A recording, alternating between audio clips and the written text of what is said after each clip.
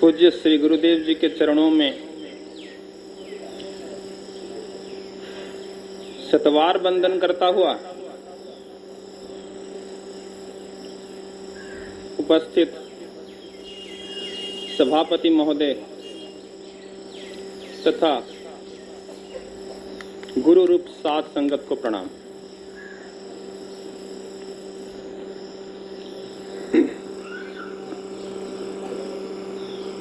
बड़ा हर्ष का विषय है। आज हम सब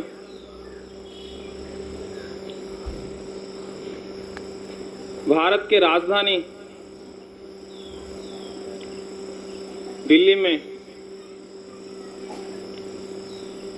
श्री श्री ठाकुर जी के चरणों में उपस्थित होकर के अपने इस जीवन का जो चरम लक्ष्य है उस लक्ष्य के ओर अग्रसर होने के लिए श्री श्री ठाकुर जी ने जो भी हमें बताया है उसी के बारे में चर्चा करने के लिए हम एकत्रित हुए हैं। ठाकुर जी के तरफ से आदेश हुआ है गुरु तत्व के बारे में।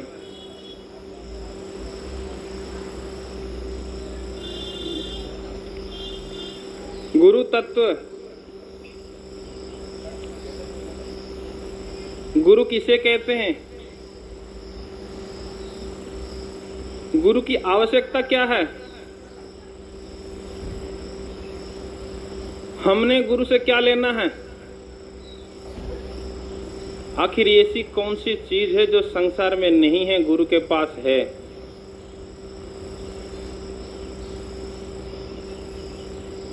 हम गुरु के पास क्या लेने आते हैं? इस भव सागर में गुरु का कार्य क्या है, ये सब के बारे में जितना गुरु जी की कृपा मेरे ऊपर रही है, जितना उन्होंने मुझे बताने की कृपा की है, उतना समझाने का प्रयत्न अवश्य करूंगा। गुरु, इस शब्द के बारे में बहुत कुछ सुना होगा, पढ़ा होगा। और गुरु कई किस्म के हैं, कई प्रकार के गुरु हैं। इसके बारे में हम सब अच्छी तरह से जानते हैं, खास करके संघ सेवी। पर यहां जिस गुरु की बात चल रही है,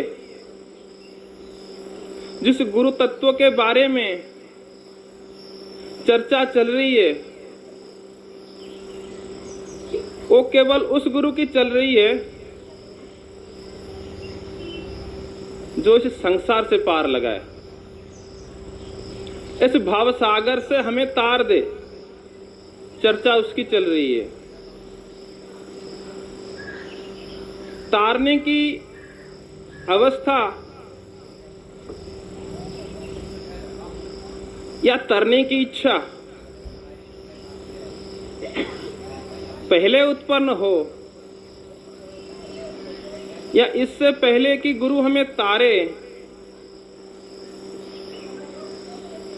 हमें अपने अंदर झांकते हुए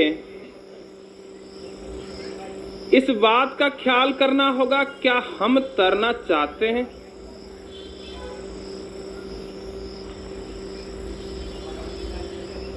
क्या अपने संसार में, भाई बंधुओं में, रिश्तेदारों में, नौकरी पेशे में, व्यवसाय में रहते हुए कहीं जिंदगी के किस कोने में हमें ऐसा अनुभव हुआ है कि हम डूबे हुए हैं? अगर हमें अनुभव नहीं कि हम डूबे हुए हैं, कौन तारेगा? इस संसार का मालिक भी आपको तार नहीं सकता। जब तक आपको पता न हो कि आप डूबे। महाभारत युद्ध में भगवान श्री कृष्ण ने गीता की उपदेश की थी, वहां पर उन्होंने किसी को बुलाया नहीं था कि अभी मैं ज्ञान देने जा रहा हूं, जिसको जिसको ज्ञान लेना है यहां पर आ जाओ, इतने तारीख को ज्ञान दिया जाएगा। किसी को नहीं बुलाया था। बुलाने की बात छोड़ें, आप सब जानते हैं वहां पर 18 अक्षौहिणी सेना उपस्थित थी।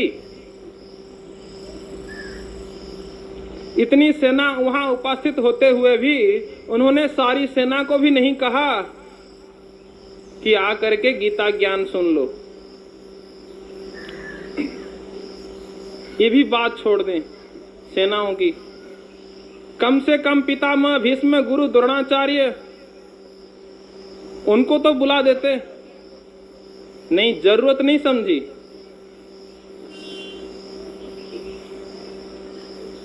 पांच भाइयों को, जो 5 पांडव हैं, उनको तो बुला देते, गीता ज्ञान चलने लगा है। नहीं, उनको भी नहीं पता गीता ज्ञान शुरू होने वाला। महाराज जी, किसी को नहीं बुलाना तो सत्यवादी युधिष्ठिर को तो बुला देते, वो तो सुन लेता। नहीं, उसमें भी योग्यता अभी नहीं थी, उस ज्ञान को पाने के, उसको पचाने के। योग्यता कौन थी? योग्यता इतनी कि मैं डूबा हुआ हूं, ये अनुभव नहीं जिसको, उसको कौन तारे? जिसको पता नहीं कि मैं जेल में हूं, वो कैसे जेल से बाहर आने की प्रयत्न करे? पहले ये अनुभव आवश्यक। अपने जीवन के अंदर, अपने परिवार के अंदर रहता हुआ, कामकाज करता हुआ बंधन महसूस हो रहा है या नहीं? घर के अंदर सारी खुशियां हैं, पैसे की कोई कमी नहीं है, परिवार में चारों ओर सुख ही सुख है। क्या उस सुख के अंदर भी दुख का अनुभव हो रहा है या नहीं? जरूरी है। सुख के अंदर दुख का अनुभव हो रहा है तो बंधन का एहसास हो रहा है। दुख के अंदर दुख हर एक को महसूस होता है। दुख में सुमिरन सब करे, सुख में करे न कोई। जो सुख में सुमिरन करे, दुख काहे को हो। यानी संसार के सुखों के अंदर भी जिसको सुख ना आता हो, उसके लिए गुरु का मार्ग है। गुरु उसके काम का है, दूसरों के काम का नहीं है। अगर संसार के सुख के अंदर सुख आ रहा है और गुरु के शरण में भी हैं, तो गुरु से क्या मांगेंगे?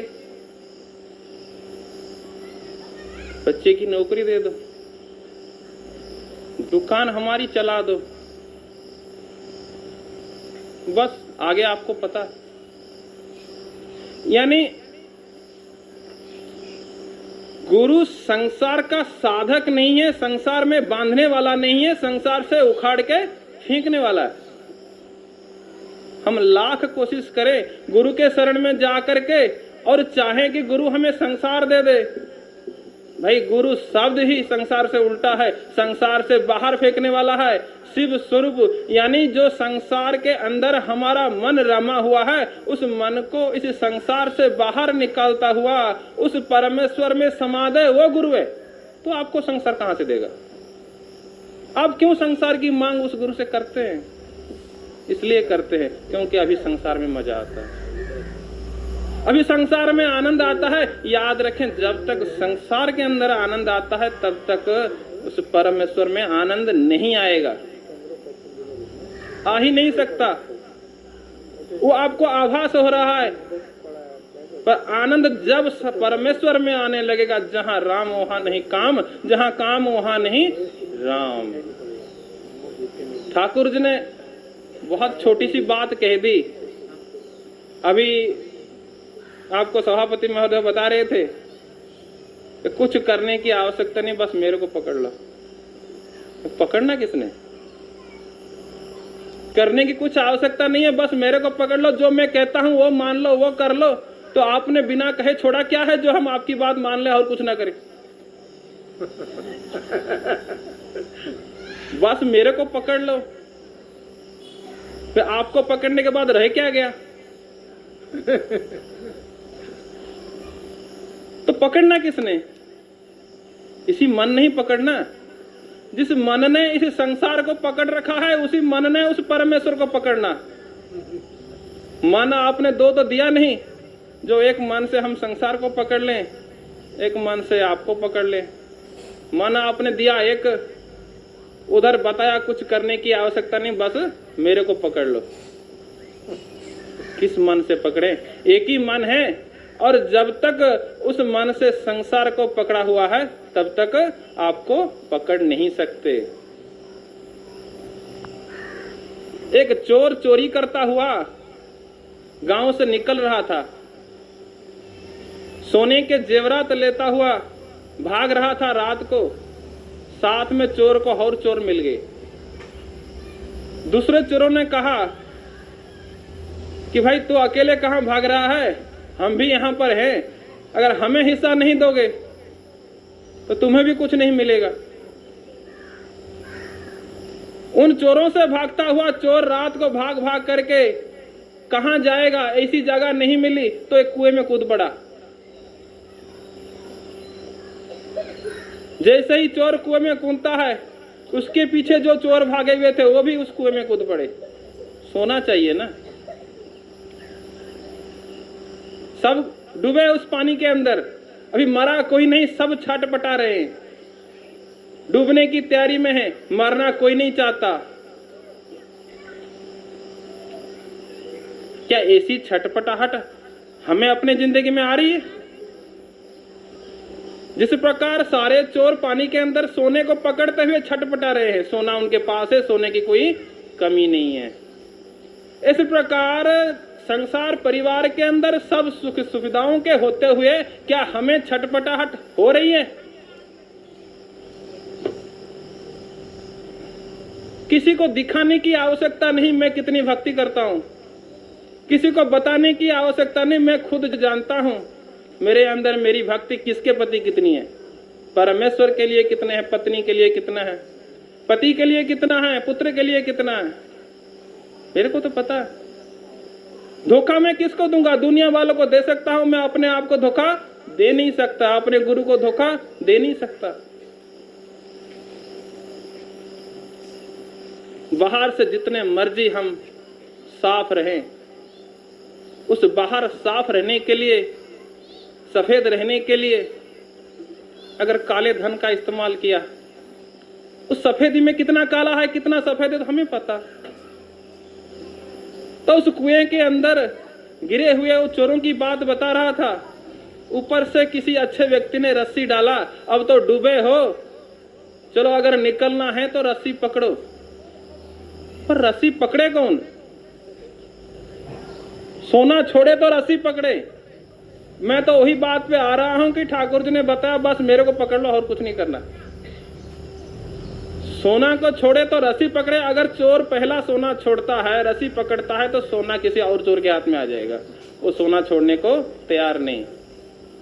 दूसरे जो चोर है वो भी रस्सी पकड़ने को तैयार नहीं कि रस्सी के ऊपर जाके मिलेगा क्या, सोना तो रह गया नीचे। बस अगर सोना नहीं छोड़ते तो रस्सी नहीं पकड़ी जाती। तो इस प्रकार तार तो वो देंगे, ऊपर से रस्सी खींच देंगे, रस्सी पकड़ेगा कौन? हम पकड़ेंगे। रस्सी पकड़ने के लायक कम बनेंगे जब सोना पकड़ने की आदत जाएगी। जब हम समझ जाएंगे सोना मिट्टी है, रस्सी सोना है, तब रस्सी को पकड़ेंगे। जब तक रस्सी मिट्टी है, सोना सोना है, तब तक सोने को पकड़ते रहेंगे। और इसी सोने को पकड़ते हुए कई जन्म बीत गए। जो सोना आज मेरे घर में है, जो जमीन आज मेरे घर में है, इसी जमीन को मेरा मेरा कहता हुआ मेरे बाप दादा परदादा पता नहीं कितने दादा इसी जमीन को मेरा मेरा कहते हुए निकल गए। आज मैं कर रहा हूं, कल को मेरा बच्चा भी करेगा, पर जिसका है उसका वहीं पर पड़ा है।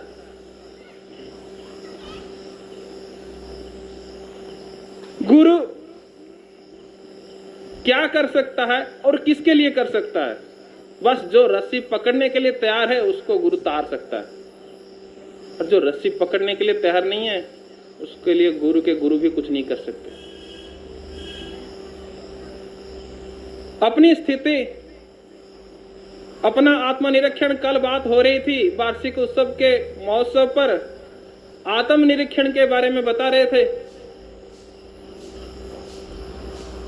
आत्मनिरीक्षण यानी हम कहां तक पहुंचे उस रास्ते में जिस रास्ते में हमें डाला गया है। कितनी कक्षाएं पास हो गए हैं,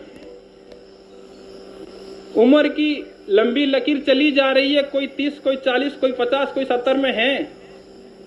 उम्र के साथ साथ पढ़ाई भी की है कि पढ़ाई वही 10वीं वाली है, उम्र 70 हो गई है। स्कूल रोज जाने का मतलब नहीं है कि आपने सब कक्षाएं पास कर ली है। पेपर देने का मतलब नहीं है कि आपने पास कर लिए, पेपर में नंबर भी आने चाहिए। अपने आप के अंदर परिवर्तन भी होना चाहिए, जिस परिवर्तन के लिए हम इस गुरु शरण में आए हुए हैं।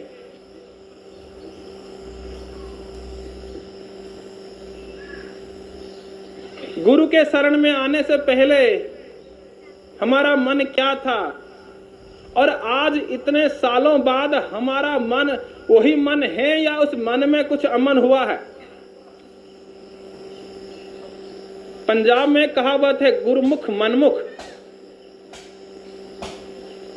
मनमुख उसे कहते हैं जो मन के कहे हुए मार्ग पर चलता है, और गुरुमुख उसे कहते हैं जो गुरु के कहे हुए मार्ग पर चलता है। बस मेरी बात मान लो, और कोई साधना करने की आवश्यकता नहीं। ये बात महाराज जी ने बताई, गुरु जी ने बताई।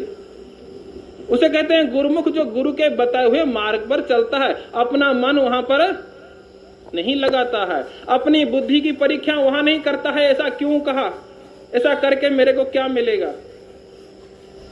अगर अपनी आप की स्थिति जाननी हो, कभी आपने महसूस किया होगा अपने जिंदगी के अंदर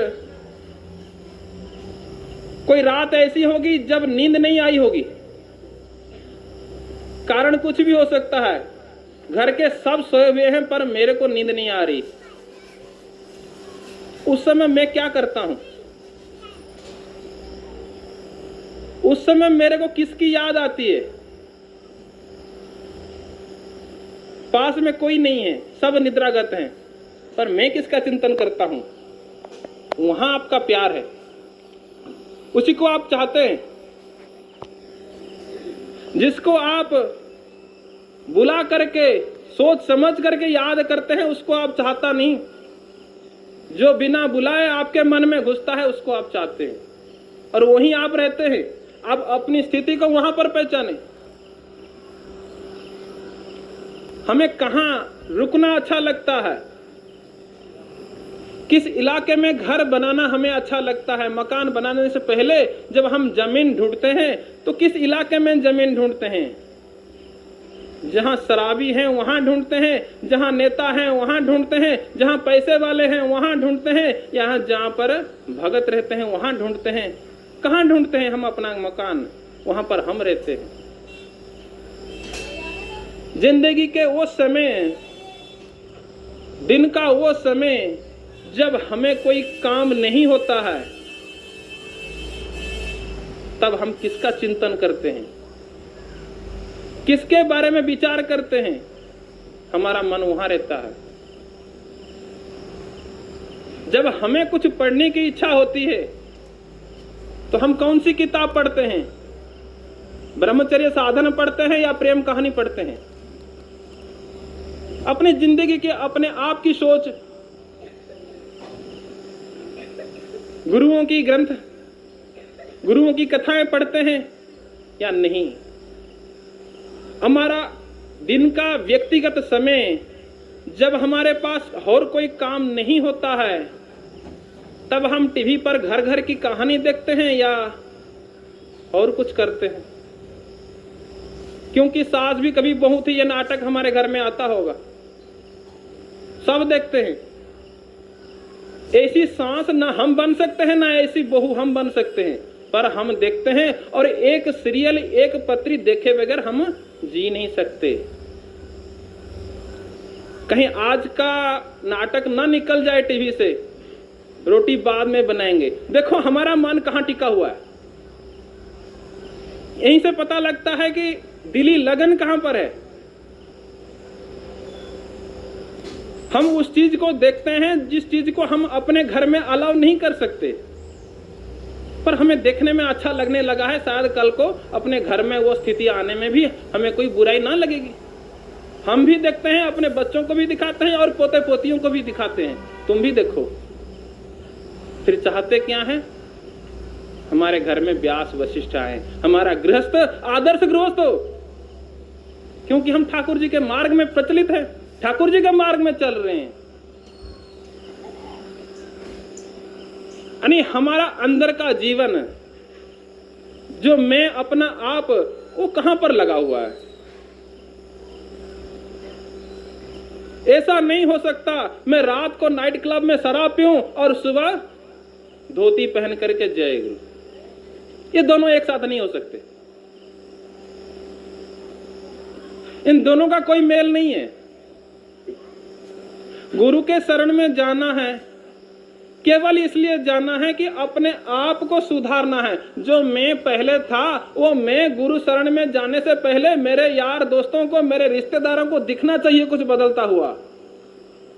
दिखना कैसे चाहिए? कपड़ों से या समय पे आश्रम जाने से? नहीं, समय पे आश्रम जाना चाहिए, कपड़े साफ होने चाहिए, चिट्टे धोती होने चाहिए, पर मन भी धोती जैसा चिट्टा होना चाहिए।